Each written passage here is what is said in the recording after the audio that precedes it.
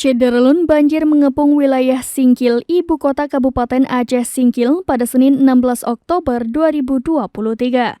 Hampir semua desa yang ada di Kecamatan Singkil itu tergenang banjir. Banjir tersebut merupakan kiriman yang sebelumnya merendam wilayah hulu sungai, mengingat Singkil selama 2 hari tidak diguyur hujan. Untuk diketahui, Singkil diapit 3 muara sungai besar yaitu Sungai Le Cinendang, Soraya, dan Sungai Alas.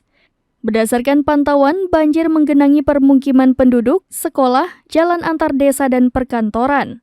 Sejauh ini warga masih bertahan di rumah masing-masing dengan memasang tempat penyimpanan barang dari papan.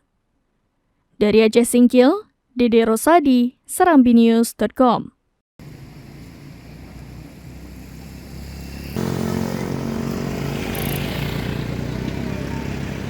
Download Tribun X sekarang, menghadirkan lokal menjadi Indonesia.